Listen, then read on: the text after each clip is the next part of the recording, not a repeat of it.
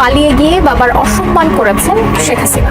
পালিয়ে যাওয়ার এমন রাজনীতি কেন করতে হবে? বাংলাদেশের মানুষকে, জাতিকে একটা বিপদের মধ্যে রেখে দিয়েছেন, আওয়ামী লীগকে কবর দিয়েছেন। এই রাজনীতির তো প্রয়োজন নাই। এই রাজনীতি একজন রাজনীতি কেন করবো? আমরা ভারতকে যে দিয়েছি সেটা ভারত সারা জীবন মনে রাখবে। ভারতের মতো বন্ধু থাকলে শত্রুর প্রয়োজন হয় না। ভারতে শেখ হাসিনার দিন কাটছে গৃহবন্দী দশায়। ভারতে যেখানে শেখ হাসিনা অবস্থান করছেন সেই বাড়ির বাইরে যাবার কোনো অনুমতি নেই তার। গণহত্যার দায়ে ক্ষমতাচ্যুত সাবেক প্রধানমন্ত্রী শেখ হাসিনাকে বিচারের আওতায় আনতে দেশে ফিরিয়ে আনার প্রচেষ্টা জোরদার করতে চলেছে বাংলাদেশের অন্তর্বর্তী সরকার। সাবেক প্রধানমন্ত্রী শেখ হাসিনাকে বিচারের মুখোমুখি করতে দেশে ফিরিয়ে আনার উদ্যোগ নিচ্ছে বাংলাদেশ। হাসিনা ইস্যুতে কি বাংলাদেশের সাথে চুক্তি পরিবর্তন করবে ভারত? এমন প্রশ্ন এখন talk of the town. Bharat বাংলাদেশের নাকি যুদ্ধ হবে? জিতবে কে? সোশ্যাল মিডিয়ায় গুজব নাকি আশঙ্কাটা সত্যি?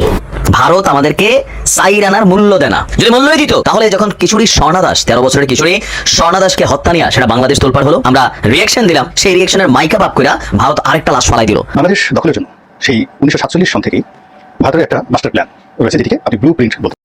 সম্মানিত ভিউয়ার্স, আসসালামু আলাইকুম ওয়া রাহমাতুল্লাহি ওয়া বারাকাতুহু। আপনাদের মাঝে নতুন একটি ভিডিও দেখাতে চলেছি, আপনারা সম্পূর্ণ ভিডিওটি ধৈর্য সহকারে দেখবেন। দর্শক মণ্ডলী, আপনারা ভালোভাবে জানেন যে বাংলাদেশ থেকে সাবেক প্রধানমন্ত্রী পদত্যাগ করে ভারতে পালিয়ে গিয়েছিলেন। আসলে তিনি পালিয়ে যাওয়ার কারণে তার নেতাকর্মীদেরকে তিনি কিন্তু বিপদে মুখে ফেলে গিয়েছেন। তিনি তাদেরকে জানিয়ে ও যেতে পারেননি যে তিনি পদত্যাগ করছেন, দেশ থেকে চলে যাচ্ছেন। দর্শক মণ্ডলী, তিনি কি কোনোভাবে দেশে ফেরত আসতে পারবেন? ইতিমধ্যে জানা গিয়েছে তাকে ভারত থেকে বাংলাদেশে এনে তাকে বিচারের মুখোমুখি করবে বর্তমান যে উপদেষ্টা মণ্ডলী তারা।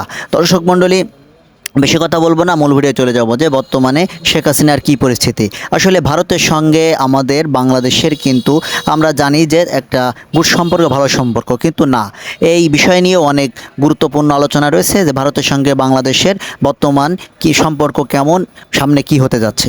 দর্শক মণ্ডলী, বেশি কথা বলবো না, মূল ভিডিও চলে যাব। তার আগে আপনাদের অনুরোধ করতে চাই, আপনারা যারা এখনও পর্যন্ত আমাদের এই চ্যানেলটি সাবস্ক্রাইব করেননি তারা অবশ্যই আমার চ্যানেলটি সাবস্ক্রাইব করবেন, পাশে থাকা বেল আইকনটি অন করে দেবেন।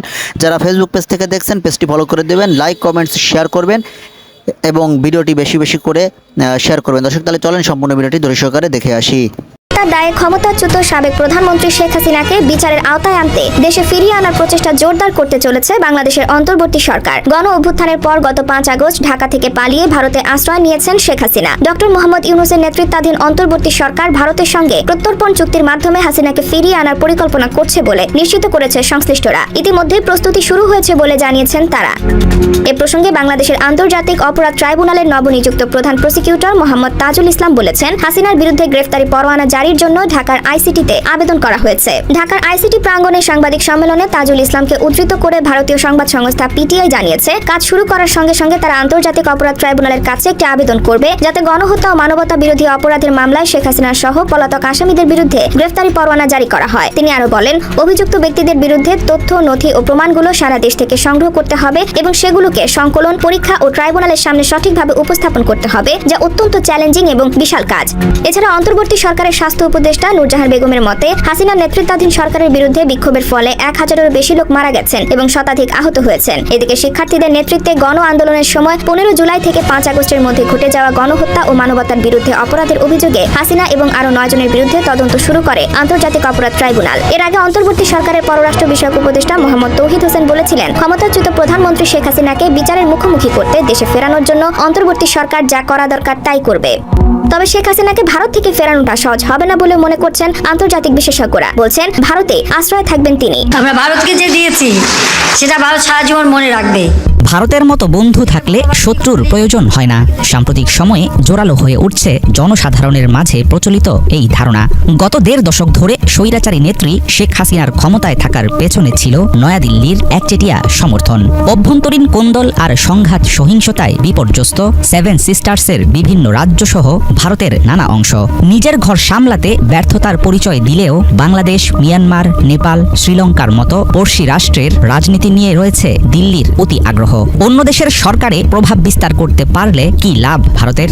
বাংলাদেশ নয়, দক্ষিণ এশিয়ায় ভারতের সবচেয়ে বড় মিত্র ছিল শেখ হাসিনা সরকার। হাসিনার আকস্মিক পতনের মধ্য দিয়ে সামনে এসেছে নয়াদিল্লির কূটনৈতিক ব্যর্থতা। সবসময়ই প্রতিবেশী রাষ্ট্রগুলোতে নিজের পছন্দের সরকার প্রতিষ্ঠা করতে চেয়েছে ভারত। 2013 সালে বাংলাদেশে এসে একটি রাজনৈতিক দলকে ভোটে অংশ নিতে বলেছিলেন ভারতের সাবেক পররাষ্ট্র সচিব সুজাতা সিং। গত 1 দশকের মধ্যে শ্রীলঙ্কার ক্ষমতাসীন প্রেসিডেন্টের বিরুদ্ধে বিরোধীদের একজোট করার চেষ্টা চালিয়েছে দিল্লি। নেপালের সংবিধান পছন্দ না হওয়ায় দেশটিকে ফেলেছে অবরোধের মুখে। ভারতের ভূমিকায় সবচেয়ে বেশি লাভ ক্ষতির শিকার হয় ভূখণ্ডগতভাবে নিকটতম প্রতিবেশী বাংলাদেশ। স্বাধীনতার পর থেকে ঢাকার রাজনীতিতে দিল্লি কিভাবে আর কতটা নাক গলিয়েছে সেটা নিয়ে হয়েছে বেসুমার তর্ক বিতর্ক। এখনো চালু আছে সেই আলোচনা। দক্ষিণ এশিয়ার অন্য দেশগুলোর তুলনায় আকার, অর্থনীতি, জনসংখ্যা বা সামরিক শক্তিতে এগিয়ে থাকায় এক ধরনের আধিপত্যবাদী মনোভাব দেখাতে আগ্রহী ভারত। তবে বর্তমান বিশ্বের জটিল পররাষ্ট্র সম্পর্কে এমন মোরলীপনা খুব একটা ভালো চোখে দেখা হয় না। শ্রীলঙ্কার সাবেক প্রেসিডেন্ট মাহিন্দা রাজাপাকসে ছিলেন একজন চীনপন্থী নেতা। 2015 সালে বিরোধী দলগুলোকে ঐক্যবদ্ধ করে তাকে হারানোর ক্ষেত্রে অন্যতম প্রধান ভূমিকা রেখেছিল ভারত। দিল্লির সহায়তা ছাড়া মৈত্রীপালা সিরিসেনার পক্ষে ক্ষমতায় আসা হতো খুবই কঠিন। ভারতের বহু পর্যবেক্ষক বিশ্বাস করেন দেশটির উত্তর পূর্বাঞ্চলের জঙ্গি গোষ্ঠীগুলোকে দমনে হাসিনা সরকারের নানা পদক্ষেপের কারণে আওয়ামী লীগকে দীর্ঘদিন ক্ষমতায় দেখতে চেয়েছিল দিল্লি। হাসিনার লজ্জাজনক পতন থামিয়ে দিয়েছে পুরনো মিত্রতার গতি। গত কয়েক বছর ধরে অবনতি হচ্ছে নিকটতম প্রতিবেশীদের সঙ্গে ভারতের সম্পর্ক। প্রায় সব সময়ই পাকিস্তানের সঙ্গে দেখিয়েছে প্রকাশ্য শত্রুতা। পানি বন্টন, সীমান্ত নিয়ে দ্বন্দ্ব ও প্রভাব বিস্তার নিয়ে চীনের সঙ্গেও আছে মতবিরোধ। কঠোর অবস্থান নিচ্ছে নেপালের মতো বন্ধু রাষ্ট্র। সব মিলে দক্ষিণ এশিয়ায় একঘরে হয়ে আছে ভারত। হাসিনার আমলে বাংলাদেশের সাথে যেভাবে একতরফা লাভের রাজনীতি করে গেছে দিল্লি, ভবিষ্যতে সেটা আগের মতো সহজ হবে না বলেই মনে করেন আন্তর্জাতিক বিশ্লেষকরা। উইথ ডিউ রেসপেক্ট, আমি আমাদের প্রধান উপদেষ্টা ডক্টর মোহাম্মদ ইউনূস, আমাদের সেনাবাহিনী প্রধান, আমাদের বিজেপি প্রধান বা আমাদের যিনি স্বরাষ্ট্র আছেন, আমাদের যিনি পররাষ্ট্র আছেন, আমাদের যারা সমন্বয়করা আছেন, তাদের দৃষ্টি আকর্ষণ করছি এত বড় অপমান, এটার জবাবটা আপনারা কিভাবে দিবেন? বড় বড় কথা বলা এই মুহূর্তে যতটুকু হচ্ছে, প্র্যাকটিক্যালি কাজ কিন্তু ততটুকু হচ্ছে না। আমি আজকে নিজেই ধৈর্যহারা হয়েছি এই ঘটনাটা দেখার পর যে সাইর আনার মূল্য আপনাদেরকে দিচ্ছে না। আবার আমি দেখছি যে আমাদের প্রধান উপদেষ্টা সাহেব ডক্টর মোহাম্মদ ইউনূস তিনিও আপনার কি বলা হয় যে অনেকটা ভারতের সাথে খুবই নমনীয় অবস্থায় পোষণ করছেন, বা গণমাধ্যমে দেখছি মোদির সাথে বৈঠকের জন্য নানান দেন দরবার করছেন। আর আমাদের ছাত্ররা তারাও তাদের ওজন হারাই ফেলতেছে আস্তে আস্তে। ভারত আমাদেরকে সাইর আনার মূল্য দেয় না। যদি মূল্যই দিত তাহলে যখন কিশোরী স্বর্ণা দাস, 13 বছরের কিশোরী স্বর্ণা দাসকে হত্যা নিয়ে সেটা বাংলাদেশ তোলপাড় হলো, আমরা রিয়াকশন দিলাম, সেই রিয়াকশনের মাইকা বাপ কইরা ভারত আরেকটা লাশ ফালাই দিল, তাও একটা কিশোরের লাশ। এই যে আমরা বললাম, আমাদের প্রধান উপদেষ্টা বললো, বাকিরা বললো যে মেনে নেবে না, বরদাস্ত হবে না, তো এখন দেখি আমরা কি বরদাস্ত করি। ভারতের গরু ধরা বাদ দিয়া মানুষ ধরা শুরু করেন। আমি এই নিউজগুলো আমি সবসময় করেছি, আমি এটা মেনে নিতে পারি না, কারণ তাদেরকে এই জায়গাটার মধ্যে জবাবদিহিতে আনতে হবে। খালি আপনি বললেন হ্যাঁ এটা আমরা তীব্র প্রতিক্রিয়া, তো প্রতিক্রিয়ার মাইকা বাপ তো লাভ হয় কি? ঠাকুরগাঁওয়ের বালিয়াডাঙ্গি উপজেলার ধানতলা ইউনিয়নের কান্তিভিটা সীমান্ত এলাকা, সেখানে বিএসএফ এর গুলিতে একজন বাংলাদেশি নিহত, 2 জন বাংলাদেশি আহত হয়েছে। এই সময় নিহত কিশোরের লাশ বিএসএফ এর তারা হেফাজতে নিয়ে চলে গেছে। আপনার গতকালকে গভীর রাতে ধানতলা বিজিবি সীমান্তের মেইন পিলার 393 পাশ দিয়ে ভারতে অনুপ্রবেশকালে ভারতীয় ডিঙ্গাপাড়া বিএসএফ বাহিনী গুলি চালালে জয়ন্ত কুমার সিংহ 15 বছরের ছেলে ভারতের অভ্যন্তরে গুলিবিদ্ধ হয়ে নিহত হন। নিহত জয়ন্ত বালিয়াডাঙ্গি উপজেলার ফকিরভিটা গ্রামের মহাদেব কুমার সিংহের ছেলে। এ সময় তার সাথে থাকা আরো 2 জন বাংলাদেশি তারা আহত হয়েছেন। আহতরা হচ্ছেন ফকিরভিটা বেলপুকুর গ্রামের মহাদেব কুমার সিংহ এবং নিটালডোবা গ্রামের দরবার আলীর ছেলে বাংচু মোহাম্মদ। আহত 2 জন বাংলাদেশে পালিয়ে এসে রংপুরে গোপনে একটা চিকিৎসা করছেন ক্লিনিকে। আর আমাদের ওসি সাহেব বালিয়াডাঙ্গার যিনি আছেন তিনি বলছেন যে তো কি কারণে তারা সীমান্তে গিয়েছিলেন এটা জানা যায়নি। আর আমাদের যিনি বিজিবির ব্যাটালিয়নের অধিনায়ক আছেন তানজির আহমেদ, তিনি বলছেন যে একটা ঘটনা শুনেছি, আমরা অনুসন্ধান চালাচ্ছি। কি কারণে গেছেন সোজা হিসাব, হয়তো গরু নয়তো চিনি, মানে চোরাই মাল আনতে গেছে, এটা নিয়ে আমাদের বলতে কোনো দ্বিধা নাই। সীমান্তবর্তী এলাকাগুলোতে যারাই বসবাস করে সামান্য পয়সার জন্য এই দেশের গরিব মানুষগুলো ওই দেশের গরিব মানুষগুলো মিলা একটা চোরা কারবারি সিন্ডিকেট করে, এটা কিন্তু একদম সত্য। এখন যে কোনো দেশে অবৈধ অনুপ্রবেশ এটা অপরাধ। আমরা বারবার বলি যখন অবৈধ অনুপ্রবেশ হয় সেই দেশ তাদেরকে গ্রেপ্তার করবে, আর যদি একান্ত প্রয়োজনে গুলি চালাতে হয় তাহলে তাদেরকে হাঁটুর নিচে গুলি চালাবে। আর এই মানুষগুলা কি অস্ত্রশস্ত্র নিয়ে ভারতে প্রবেশ করতেছিল? তাদেরকে তো গ্রেপ্তারও করা যেত, কেন গ্রেপ্তার না করে ডাইরেক্ট মাইরা ফালাই দেয়? এটা হচ্ছে একটা জবাব বাংলাদেশকে দেওয়া হচ্ছে, তোরার বিল নাই। সরকারে ডক্টর ইউনূস আছে নাকি শেখ হাসিনা আছে নাকি খালেদা জিয়া আছে, সম্ভবত তারা একটা চ্যালেঞ্জ ছড়ে দিচ্ছে, ডাজেন্ট ফ্যাক্ট আমরা মারবো, তোরা মরবি, তোরা গরিব, আর তোদের নেতারা খালি ফালপারে কথা বলে, এর বাইরে কিছুই না। সমন্বয়কদের উদ্দেশ্যে আমি বলি যে তোমাদের যে অ্যাক্টিভিটিসগুলো আস্তে আস্তে কি হয়েছে, আজকে সার্জিসটা ওয়ান কাইন্ড অফ ধাওয়া দিছে, কেন তুমি ধাওয়া খেয়ে আসছো? কন্ট্রোলিং এটা এত সোজা না। ছাত্রলীগের সাদ্দামরে গালি দেওয়া অনেক সোজা ছিল, ওমকরে গালি দেওয়া সোজা ছিল, কিন্তু তুমি যখন একটা দলের প্রধান হয়ে একটা জায়গায় বসো, কন্ট্রোলিং নাই। আজকে এটা নিয়ে আমরা চাই আমাদের সমন্বয়করা খালি কথা মাইকের সামনে এসে বললে হবে না, কথাই দেশের নেতারা বলে, মানুষ এই কথা শুনতে বিরক্ত, মানুষ কাজে দেখতে চায়, আমরা দেখতে চাই এই হত্যাকাণ্ড নিয়ে সরকার কী ধরনের ভাইব্রেশন দেয়। আমি দেখার অপেক্ষা রইলাম। হাসিনাকে যেভাবে ভারত থেকে ফেরত আনা সম্ভব, কয়েকদিন ধরে সাবেক প্রাক্তন প্রধানমন্ত্রী শেখ হাসিনাকে ভারত থেকে দেশে ফিরিয়ে এনে একাধিক হত্যা মামলায় বিচার করার কথা বেশ জোর দিয়ে বলা হচ্ছে। অন্তর্বর্তীকালীন সরকারের প্রধান ডক্টর মোহাম্মদ ইউনূস, পররাষ্ট্র বিষয়ক উপদেষ্টা তৌহিদ হোসেন এবং আন্তর্জাতিক অপরাধ ট্রাইব্যুনাল বা আইসিটি নবনিযুক্ত চিফ প্রসিকিউটর তাজুল ইসলাম এ বিষয়ে কথা বলেছেন। প্রতিটি ক্ষেত্রে তারা শেখ হাসিনাকে ভারত থেকে ফিরিয়ে আনার কথা বললেও এই তিনজনের কেউই নির্দিষ্ট করে বলেননি কবে, কখন, কিভাবে হাসিনাকে ফিরিয়ে আনা হতে পারে। তবে তাজুল ইসলাম ভারত এবং বাংলাদেশের মধ্যে যে প্রত্যর্পণ চুক্তি আছে তার ভিত্তিতে হাসিনাকে ফিরিয়ে আনার কথা বলেছেন। অধিকাংশ মামলায় তাকে আসামি করা হয়েছে, সুতরাং এই প্রক্রিয়া শুরুর মাধ্যমে তাকে আইনগতভাবেই বাংলাদেশে ফিরিয়ে এনে বিচারের মুখোমুখি করার চেষ্টা করব। তাজুল ইসলাম রোববার সাংবাদিকদের বলেন। তাজুল ইসলাম বলেন, বাংলাদেশের সাথে ভারতের অপরাধী প্রত্যর্পণ চুক্তি সম্পাদিত হয় 2013 সালে, যখন শেখ হাসিনা ক্ষমতায় ছিলেন। ভারত কি বাধ্য? তবে এই চুক্তির অধীনে শেখ হাসিনার মতো রাজনৈতিক ব্যক্তিত্বের প্রত্যর্পণ সম্ভব কিনা তা নিয়ে জল্পনা কল্পনা চলছে। শুধুমাত্র আইনের ভিত্তিতে প্রত্যর্পণের বিষয়টি বিবেচিত হলে ফলাফল যেমন অনিশ্চিত বলে মনে হচ্ছে, তেমনি আইনের বাইরে রাজনৈতিক চিন্তা ভাবনা মিশে গেলে বিষয়টি আরো জটিল আকার ধারণ করতে পারে। প্রশ্ন হচ্ছে 2013 সালের চুক্তির অধীনে বাংলাদেশ শেখ হাসিনার প্রত্যর্পণ চাইলে কি ভারত তাকে ফেরত পাঠাতে বাধ্য, নাকি ভারত সরকার সেই আবেদন প্রত্যাখ্যান করতে পারে? হ্যাঁ, ভারত শেখ হাসিনাকে প্রত্যর্পণ করতে অস্বীকৃতি জানাতে পারে যদি তারা মনে করে তাকে যে অপরাধের কারণে ফেরত চাওয়া হচ্ছে সেগুলো রাজনৈতিক, বলছেন দিল্লি ভিত্তিক আইনজীবী উজ্জয়িনী চ্যাটার্জি। তবে তিনি বলেন যে হাসিনাকে বাংলাদেশে ফেরত নেওয়ার কথাবার্তা হচ্ছে মারাত্মক সব অভিযোগের বিচারের জন্য, যেমন ব্যাপক হত্যাকাণ্ড। এ ধরনের অভিযোগ প্রত্যর্পণ চুক্তিতে রাজনৈতিক অভিযোগ হিসেবে গণ্য করা হয় না। শেখ হাসিনা ব্যাপক গণ অভ্যুত্থানের মুখে গত 5 আগস্ট পদত্যাগ করে ভারতে চলে যান। ধারণা করা হচ্ছে তিনি দিল্লির কাছে নিরাপদ আশ্রয় আছেন। তবে তার ব্যাপারে দীর্ঘমেয়াদে ভারত সরকার কি করতে চায় সেটা পরিষ্কার নয়। হাসিনার বিরুদ্ধে দেশের বিভিন্ন আদালতে এ পর্যন্ত প্রায় 150টি মামলা করা হয়েছে, যার বেশিরভাগ হত্যা মামলা। অন্তত 11টি মামলা হয়েছে আইসিটিতে। আন্তর্জাতিক অপরাধ ট্রাইব্যুনাল 1973 সালের একটি আইনের মাধ্যমে স্থাপন করা হয়েছিল।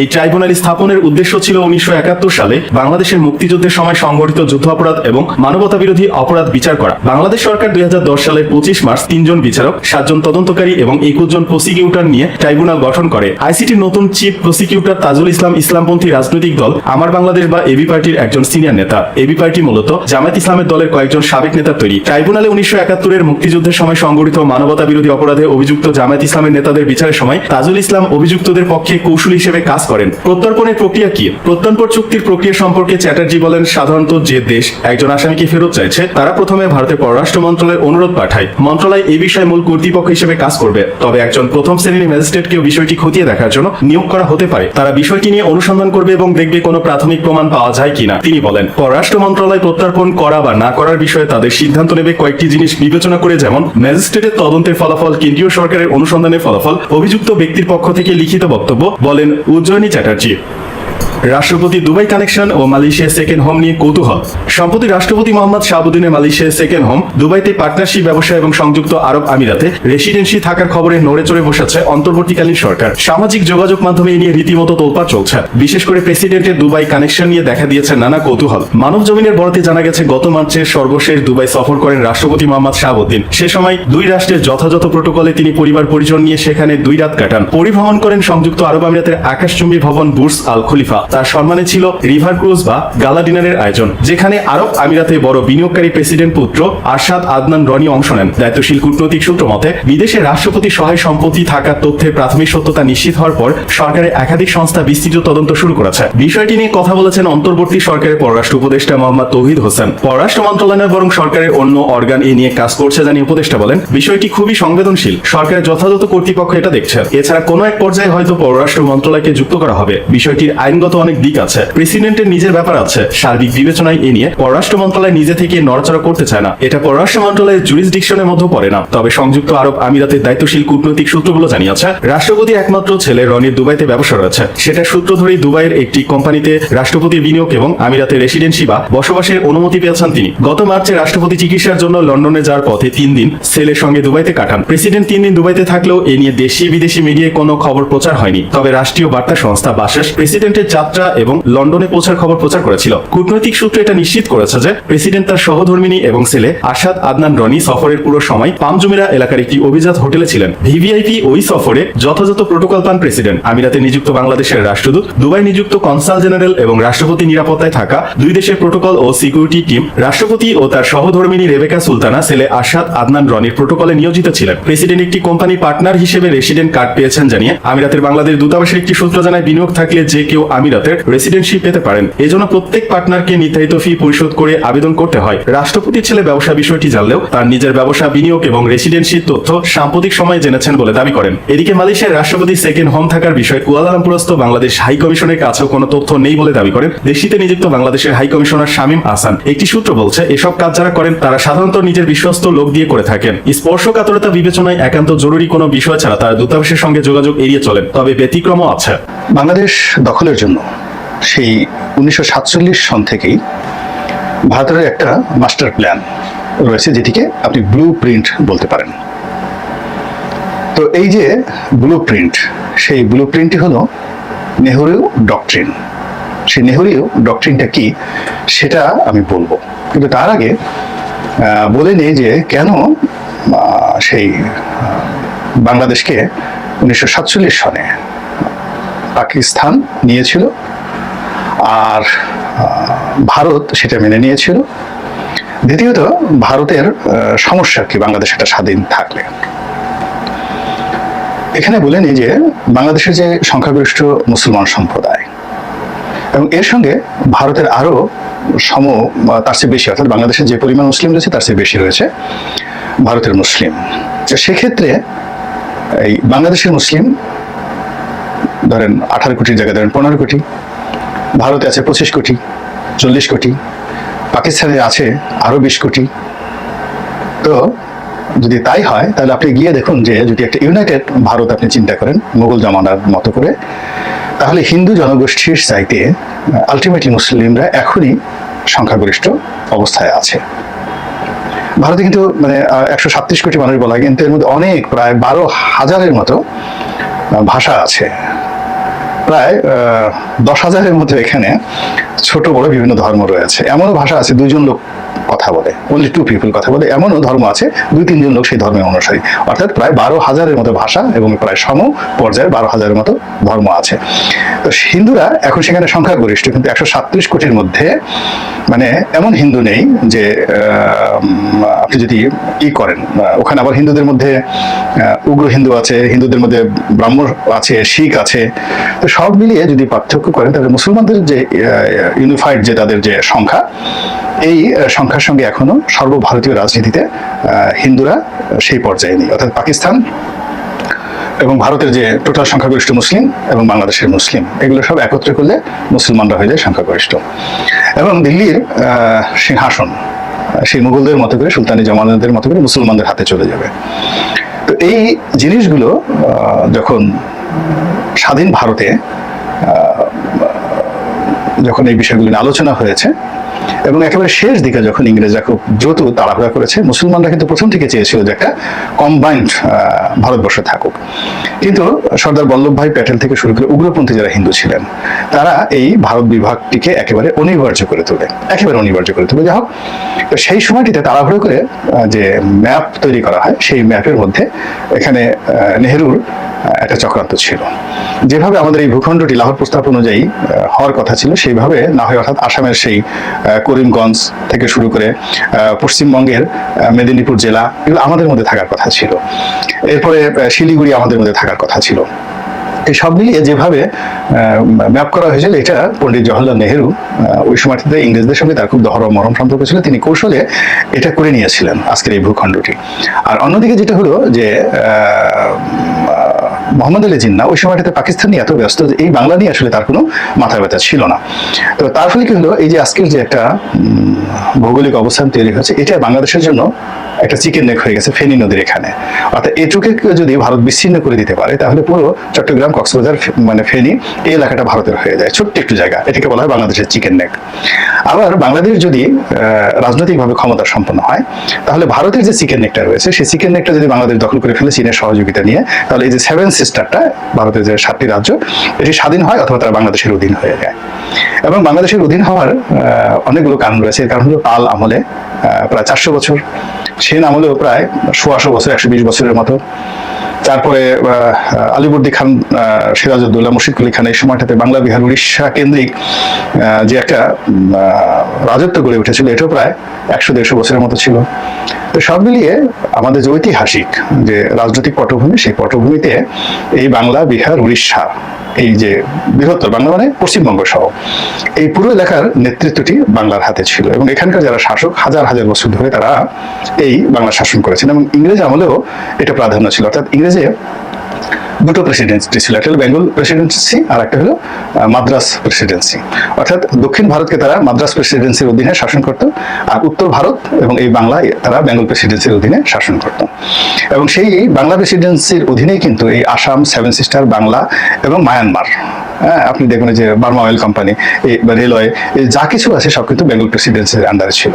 তো দুটো ভাগ, অর্থাৎ মাদ্রাস প্রেসিডেন্সির তুলনায় বেঙ্গল প্রেসিডেন্সি ইংরেজদের কাছে 200 বছর যাবত গুরুত্বপূর্ণ ছিল। দ্বিতীয় যে জিনিসটি ছিল সেটি হলো ব্রিটিশ ভারতের যে রাজধানী, সেই প্রথম দিকে তারা যখন এই কলকাতা প্রতিষ্ঠিত করলো, জব চার্নক প্রতিষ্ঠিত করলো, তখন থেকে একেবারে সেই 1911 সন পর্যন্ত বঙ্গভঙ্গ যখন মানে এই বাঙালিদের যন্ত্রণায় ইংরেজরা এই বঙ্গভঙ্গ রদ করে দিল, তখন তারা মনের দুঃখে এই সম্রাট পঞ্চম জর্জ যখন এলেন, তখন এই রাজধানী কলকাতা থেকে তারা নিয়ে গেলেন দিল্লিতে। এর আগ পর্যন্ত কিন্তু এই বাংলাই ছিল মূলত ব্রিটিশ ভারতের রাজধানী, কলকাতা ছিল রাজধানী। ঢাকা খুবই গুরুত্বপূর্ণ ছিল, আমাদের নারায়ণগঞ্জ খুবই গুরুত্বপূর্ণ ছিল ওই সময়টাতে, এটাকে বলা হয় তো প্রাচ্যের ডান্ডি। যাক, এনিওয়ে, এখন এই যে ইতিহাস, বাংলার যে ইতিহাস, সেই ইতিহাসটা পণ্ডিত জওহরলাল নেহরু খুব ভালো করে জানতেন, যার জন্য তিনি জানতেন যে যদি ভারতকে অখণ্ড রাখতে হয় তাহলে বাংলা দখল করতে হবে। এটা তাদের একটা মাস্টার প্ল্যান, বাংলা তাদেরকে অবশ্যই দখল করতে হবে। এমনকি তারা যদি কাশ্মীরকে ছেড়ে দেয়, সেই কাশ্মীরকে ছেড়ে দিয়ে পাকিস্তানকে দিয়ে দেয়, তাহলে কিন্তু পাকিস্তানের সাথে তাদের 90% সমস্যা চলে যায়। কাশ্মীর নিয়ে তাদের সমস্যা, পাঞ্জাব নিয়ে তাদের কোনো সমস্যা নেই। তো সেই পাকিস্তানকে যদি তারা ছেড়ে দেয়, তারপর যদি তারা বাংলাকে দখল করে, এটা তাদের জন্য অস্তিত্বের জন্য অনেক বেশি দরকার। আদারওয়াইজ পুরো 7 সিস্টার না, আরো অনেক জায়গা চীন তাদেরকে দখল করে নিয়ে যাবে। তো এই জিনিসটি প্রথম বুঝতে পেরেছিলেন পণ্ডিত জওহরলাল নেহরু ইন 1953, এবং তিনি যে প্ল্যানটা করেছিলেন সেটিকে বলা হয় নেহরু ডক্ট্রিন। যারা আরো যাকে বলা হয় কূটনীতিতে আমার চেয়েও আরো বেশি লেখাপড়া করেন, তাদের কাছে এই ডক্ট্রিনের আপনার তথ্যপত্র পেয়ে যাবেন, ডকুমেন্ট পেয়ে যাবেন। তো সেই নেহরু ডক্ট্রিন বাস্তবায়ন করার জন্য কিন্তু সবসময় ভারত চেষ্টা করে আসছে। এমনকি পাকিস্তান জামানাতে এই যে যুক্তফ্রন্ট সরকার ভেঙে দেওয়া, এখানে আওয়ামী লীগকে শক্তিশালী করা, স্বাধীনতা যুদ্ধ, এগুলো সবই নেহরু ডক্ট্রিনের যে ধারাবাহিক বাস্তবায়ন। এবং সেই বাস্তবায়নের প্রেক্ষিতে এখন এসে এই যে রাজনাথ সিং যে যুদ্ধের ঘোষণা দিচ্ছেন, ভারতের প্রতিরক্ষা মন্ত্রী, এটাও কিন্তু আমাদের জন্য একটা অশনীয় সংকেত। এখন এই নেহরু ডক্ট্রিন সম্পর্কে একটি ঘটনা বলি। সেটা হলো যখন দুটো দেশ হয়ে গেল, দেশ বিভাগ হয়ে গেল 47 সনে, তখন প্রচুর মানুষ পাকিস্তান থেকে ভারতে যাওয়া শুরু করলো, ভারত থেকে পাকিস্তানে আসা শুরু করলো। তারপরে কলকাতা থেকে, দিল্লি থেকে বিভিন্ন যারা মুসলিম বড় বড় সম্প্রদায় ছিলেন তারা বাংলাদেশে চলে আসলেন, বাংলাদেশ থেকে হিন্দু জমিদাররা ভারতে যাওয়া শুরু করলেন। কিন্তু এটা খুব বেশি দিন চললো না। এর মধ্যে যেটা করলো সেটা হলো বাংলাদেশের সঙ্গে ভারতের যে সীমান্ত, এটা ইন্ডিয়া সিল করে দিল এবং বন্ধ করে দিল। আর অন্যদিকে সেই একটা দেখবেন যে ট্রেন টু পাকিস্তান থেকে লোক আনার জন্য সীমান্ত তো খোলাই, তার সঙ্গে সঙ্গে আলাদা স্পেশাল ট্রেন সার্ভিস তারা চালু করলো। এবং সেই ট্রেন সার্ভিসের মাধ্যমে কি ধরনের ঘটনা ঘটেছিল, খুশবন্ত সিংহের সে বিখ্যাত বই ট্রেন টু পাকিস্তান, আপনারা একটু পড়ে দেখবেন। তো বাংলাদেশ যখন এটা বন্ধ করে দেওয়া হলো, তখন নেহরুকে সবাই জিজ্ঞাসা করলো যে ওখানে তো প্রচুর হিন্দুরা বসবাস করে, তারা খুব নির্যাতিত হচ্ছে বা হবে, তা আপনি পাকিস্তানের সীমান্ত খোলা রেখেছেন কিন্তু বাংলাদেশের সীমান্ত কেন আপনি বন্ধ রেখেছেন? তো তিনি, নেহরু বলেছিলেন যে এটা একটা রং ডিসিশন হয়েছে, ওই সময়টাতে আমি এটা সামাল দিতে পারিনি। সেই রং ডিসিশনের কারণে আলটিমেটলি এই ভূখণ্ডটি এখন পাকিস্তানের সঙ্গে আছে, আগামীতে এটি পাকিস্তানের সঙ্গে থাকবে না। ভারতকে যদি রক্ষা করতে হয়, এটা এখানেই যাকে বলা হয় আমাদেরকে এইটা নিয়ে নিতে হবে, এবং সেই ক্ষেত্রে এখানে হিন্দুরা যত বেশি থাকবে তত বেশি আমাদের জন্য সেই বাংলাদেশটা বা পূর্ব পাকিস্তান দখল করাটা আমাদের জন্য সহজ হয়ে যাবে। এবং টুডে যেহেতু এটা ভারতের অংশ হবে, ফলে ওদেরকে সেখান থেকে আনারও দরকার নেই, আর ওদেরকে আসারও দরকার নেই। এটা হচ্ছে টক অফ, যাকে বলে পণ্ডিত জওহরলাল নেহেরু ইন 1953। এবং এই যে নেহেরুর যে চিন্তা চেতনা এবং সেই অনুযায়ী তার যে মিলিটারি প্ল্যান এবং পলিটিক্যাল প্ল্যান, সেই পলিটিক্যাল প্ল্যান ধরে ধীরে ধীরে ধীরে ধীরে কিন্তু এগোচ্ছে। আপনি চিন্তা করেন যে ইসরায়েল রাষ্ট্রটি প্রতিষ্ঠিত হয়েছে, কিন্তু 100 বছর আগে কিন্তু ইসরায়েল রাষ্ট্রের যে মাস্টার প্ল্যান এটা করা হয়েছে। তো সেটা করে করে করে করে 100 বছর পর তারা সেখানে 4-5টা মানে ঘটনা ঘটিয়েছে। প্রথম মহাযুদ্ধ, দ্বিতীয় বিশ্বযুদ্ধ, এবং প্রথম মহাযুদ্ধের পর সিরিয়া, লেবানন, ইরাক, ইরান, মিশর, এখানে যে পলিটিক্যাল পরিবর্তনগুলো এসেছে, পরিবর্তনগুলোর ফলে আরব জাতীয়তাবাদটাকে একেবারে পুরো ধ্বংস করে দেওয়া হয়েছে। সেখানে ইসলামাইজেশন, অটোমানদের নেতৃত্বে যে ইসলামাইজেশনটা হয়েছিল সেটাকে ধ্বংস করে দেওয়া হয়েছে এই যে জর্ডানের বাদশা আব্দুল্লাহ, তার যে দাদা বাদশা হুসাইন, সেই বাদশা হুসাইনের মাধ্যমে। এবং সেটা অনেক লম্বা ইতিহাস করে যখন পুরো পরিস্থিতিটা তাদের অনুকূলে চলে আসছে, সঙ্গে সঙ্গে সেখানে সেই বালফোর ডিক্লারেশনের পর তারা সেখানে একটা ইসরায়েল রাষ্ট্র প্রতিষ্ঠা করে ফেললো। তো বাংলাদেশ নিয়েও কিন্তু সেই 1953 যে ডক্টরিন, সেই ডক্টরিনটা এখন ডক্টর মোহাম্মদ ইউনূসের জমানাতে এসে আপনি বুঝছেন যে এটা কত টগবগিয়ে ফুটছে।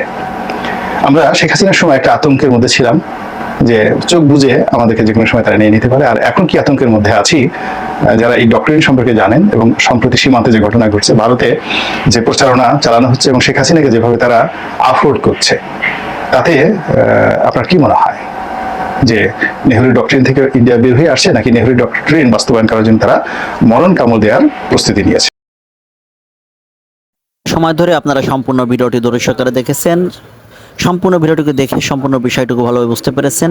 তাহলে আজকের মতন ভিডিও এখানে শেষ করছি। সকালে ভালো থাকবেন, সুস্থ থাকবেন, আল্লাহ হাফেজ।